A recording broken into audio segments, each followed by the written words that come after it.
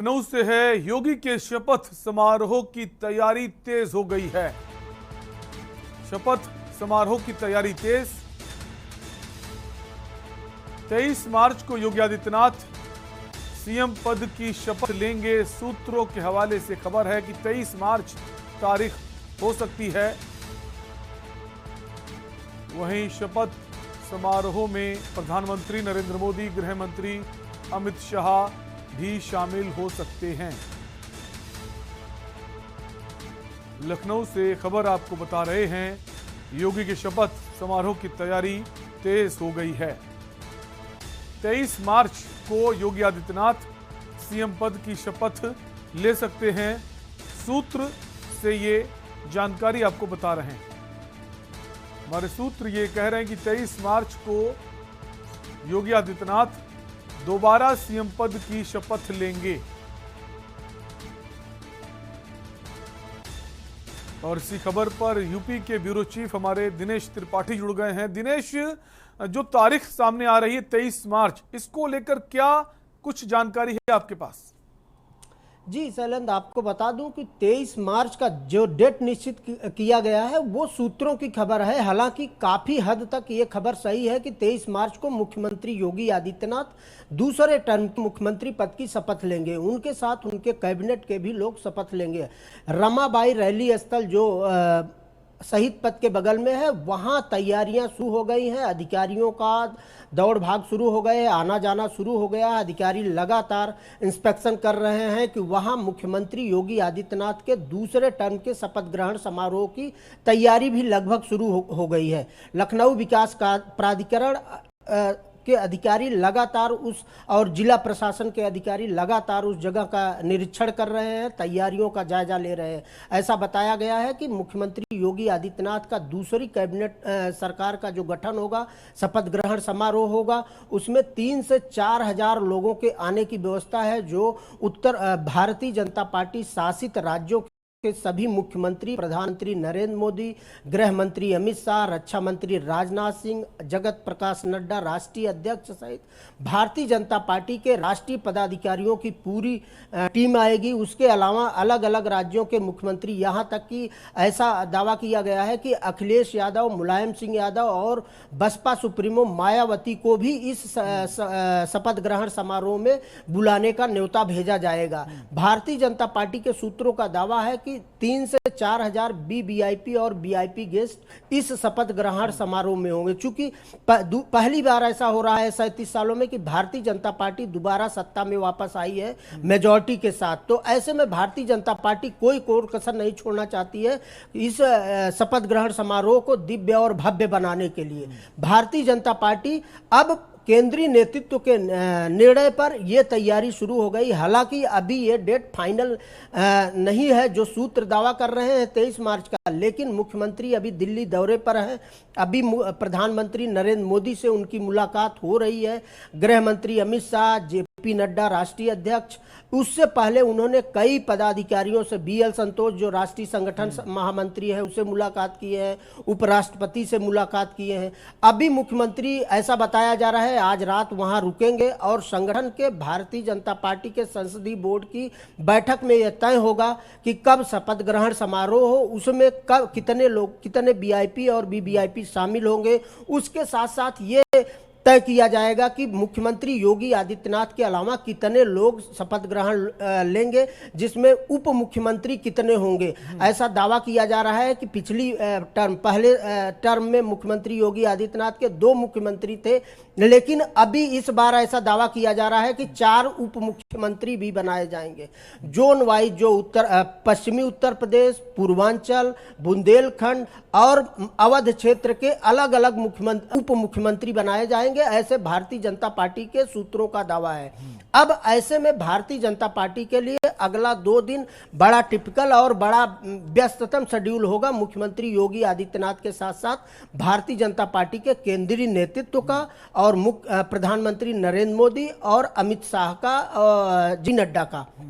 अब ये अगले 2 दिनों में तय हो जाएगा कि कब मुख्यमंत्री योगी आदित्यनाथ का शपथ ग्रहण हो, कितने कैबिनेट, कितने राज्य मंत्री और कितने स्वतंत्र प्रभार मंत्री बनेंगे। यह सब आज से कल जो लगातार बैठकें हैं उसमें यह तय किया जाएगा। उसके बाद 23 मार्च को, जैसा सूत्रों का दावा है, 23 मार्च को भव्य तरीके से मुख्यमंत्री योगी आदित्यनाथ का शपथ ग्रहण समारोह होगा। रमाबाई रैली स्थल जो शहीद पथ के बगल में है, मायावती सुप्रीमो बसपा के द्वारा ये पार्क का निर्माण कराया गया था, जो लखनऊ की अब तक की सबसे बड़ा रैली स्थल है, जिसमें 1.5 से 2 लाख लोगों के बैठने की जगह है। तो ऐसे में वही कंफर्ट जगह था जिस तरह से भारतीय जनता पार्टी की तैयारी चल रहा है मुख्यमंत्री योगी आदित्यनाथ के दूसरे टर्म के शपथ ग्रहण समारोह का।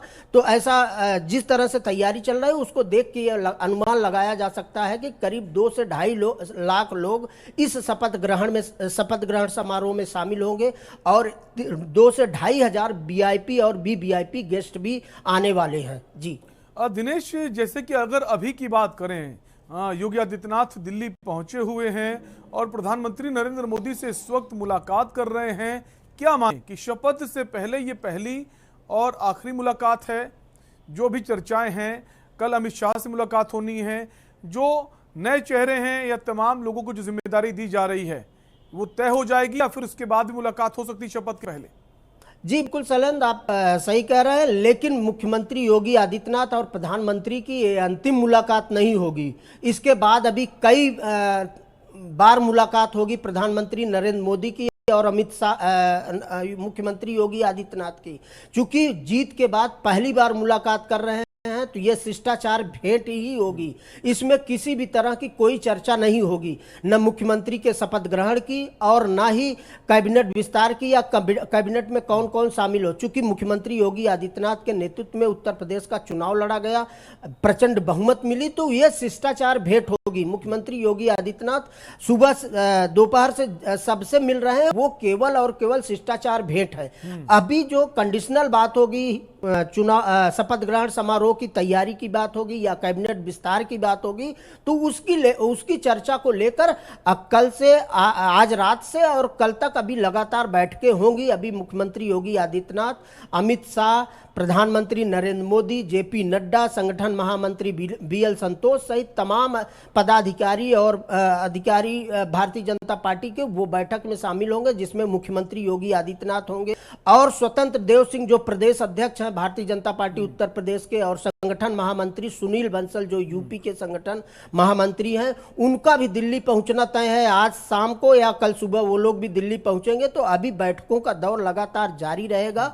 प्रधानमंत्री नरेंद्र मोदी से योगी आदित्यनाथ की ये अंतिम मुलाकात नहीं है। अभी आज से कल तक कई बार मुलाकात होगी, सिलसिलेवार मुलाकात होगी। दिनेश, कुल मिलाकर ये माने जो आज मुलाकात है प्रधानमंत्री से योगी आदित्यनाथ की शिष्टाचार भेंट, जैसे आप बता रहे हैं, कल अमित शाह गृह मंत्री से मुलाकात है, तो कल के बाद जो कार्यक्रम लगा हुआ है योगी आदित्यनाथ का, उसके बाद तो ये वापस आ जाएंगे या फिर कल फिर से मुलाकात हो सकती है? कौन से चेहरों को प्राथमिकता दी जाए? जी शैलेंद्र, आपको बता दूं, भारतीय जनता पार्टी पहले से एडवांस में कोई तैयारी अपनी पब्लिकली या मीडिया को नहीं साझा करती है। मुख्यमंत्री योगी आदित्यनाथ अभी फिर से प्रधानमंत्री नरेंद्र मोदी से मिलेंगे। अमित शाह के मिलने के बाद हो सकता है कि कल वापस आ जाए, परसों फिर जाए मुख्यमंत्री योगी आदित्यनाथ दिल्ली।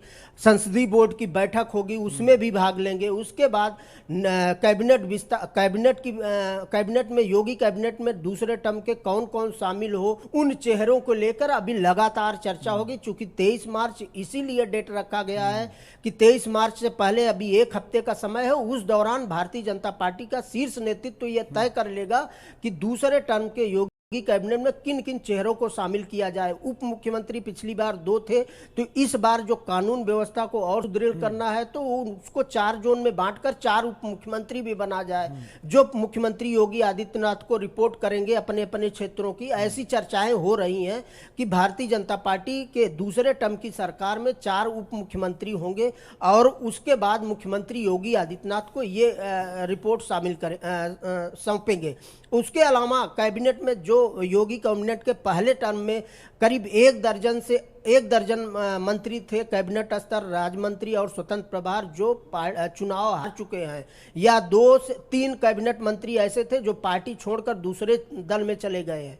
तो उन चेहरों की जगह किनको शामिल किया जाए, ये मंथन का विषय है। भारतीय जनता पार्टी के इंटरनल वो संसदीय बोर्ड तय करेगा भारतीय जनता पार्टी का, या नरेंद्र मोदी अमित शाह तय करेंगे कि किन किन चेहरों को योगी कैबिनेट के दूसरे टर्म में किनको बिल्कुल अभी काफी वक्त है, ये शिष्टाचार भेंट है। अभी 23 तारीख को जैसे कि जानकारी मिल रही शपथ लेंगे, उसके पहले और भी मुलाकातें होंगी और एक आपसी सहमति बनेगी, उसके बाद तस्वीर जो है वो साफ हो पाएगी। बहुत बहुत शुक्रिया दिनेश हमारे साथ इस खबर पर बने रहने के लिए।